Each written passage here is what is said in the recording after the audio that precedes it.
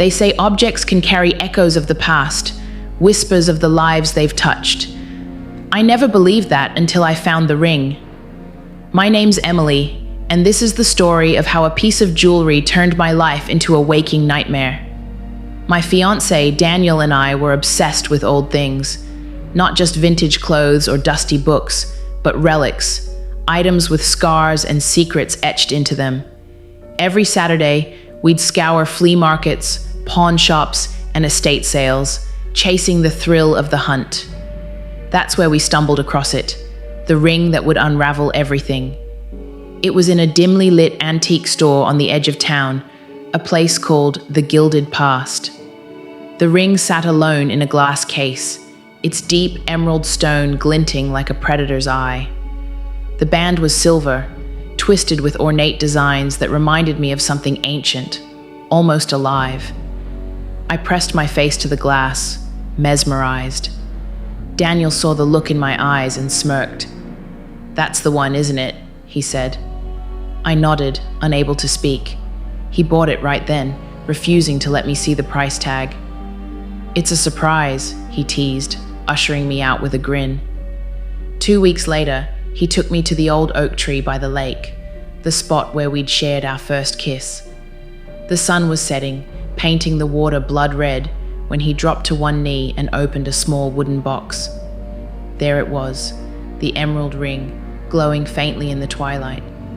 Inside the band, an inscription caught the fading light. ER and DM. Emily R and Daniel M, I whispered, tracing the letters with my fingertip. "It's like it was made for us." Daniel chuckled. "Guess it was fate." His voice was warm, but the air around us felt heavy, like something was listening. I slipped the ring on, and for a moment, I swore the emerald pulsed against my skin. That night, I fell asleep staring at it, the stone catching slivers of moonlight through the window. I dreamed of a woman in a tattered wedding gown, standing in a shadowed chapel. Her hands were stained red, and when she lifted her veil, her eyes were hollow, black pits that swallowed the light. I jolted awake, drenched in sweat, my chest tight with panic. "You okay?" Daniel mumbled, half asleep. "Just a dream," I said, forcing a smile. But the ring felt heavier on my finger, and the emerald seemed to stare back at me in the dark. The next day, the horrors began. I was grabbing coffee when the barista complimented the ring. "That's stunning," she said, her gaze lingering on the emerald. Not 5 minutes later, as I stirred sugar into my latte, she collapsed behind the counter, clutching her throat.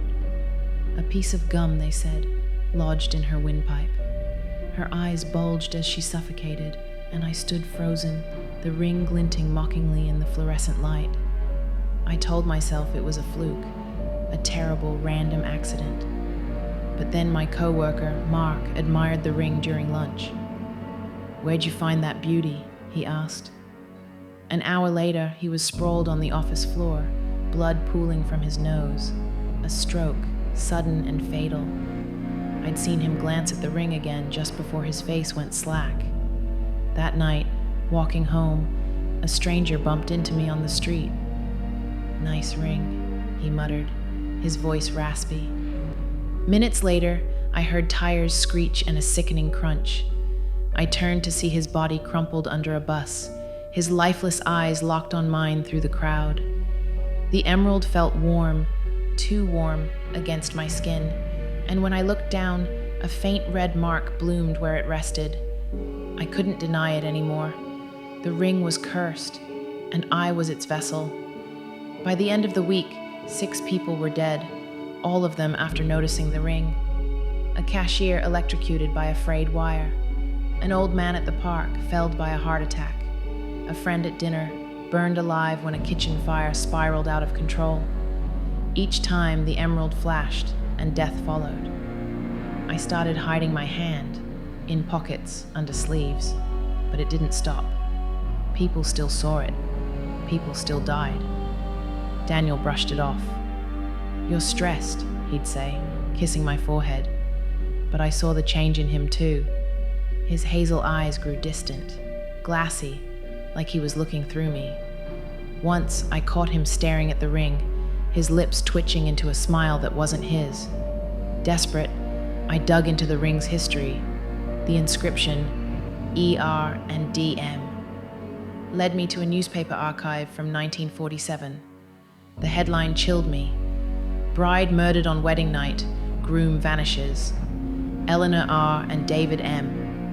The grainy photo showed Eleanor wearing my ring, the emerald unmistakable.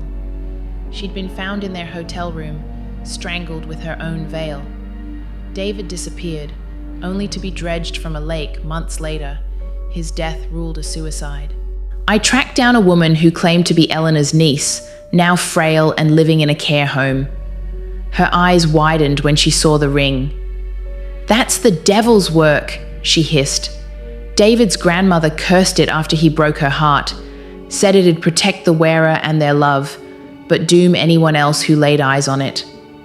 She grabbed my wrist, her grip surprisingly strong.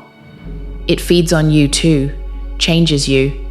David wasn't David when he killed her. His eyes, they weren't human anymore." I thought of Daniel's stare and my stomach twisted. She told me how to break the curse, a ritual under a new moon, a concoction of salt, ash, and things I won't name. It'd hurt, she warned, but it was my only chance. I waited for the next new moon, hiding my hand from the world as the body count climbed. 9 deaths by then. That night, Daniel watched me mix the brew, his gaze unnervingly still. I plunged my hand into the bowl, and agony seared through me. My skin bubbled and split, but the ring loosened. With a scream, I yanked it off, and my finger snapped at the joint, blood gushing onto the floor. The emerald flared, furious, as I staggered back. Daniel lunged for it, his face contorted with something feral. I snatched it first, stuffing it into a burlap sack and binding it with black twine, 7 knots as instructed. We drove to the old stone bridge outside town, the sack squirming in my lap like it was alive. I swore I heard a low hum from inside. At the bridge's edge, we stood over the churning river. No stars, no moon, just endless black water. "You sure?" Daniel asked, his voice finally soft again, like the man I'd loved. "It's over," I said, cradling my mangled hand. He held the sack out, hesitating, his knuckles white. Then he let go. It hit the water with a faint plop, sinking fast. 3 months have passed, no more deaths. Daniel's eyes are warm again, though we both carry the weight of what happened. We don't talk about it, but when we cross that bridge, the silence between us thickens. I still dream of the river, of the sack settling into the mud, of shadows swirling around it. Sometimes I see fish drift close, then scatter in terror. The ring's down there, buried in the dark. Is it dormant, or just waiting? When I wake, my missing finger aches, a dull pulse that matches the rhythm of something far below, something restless, watching, biding its time.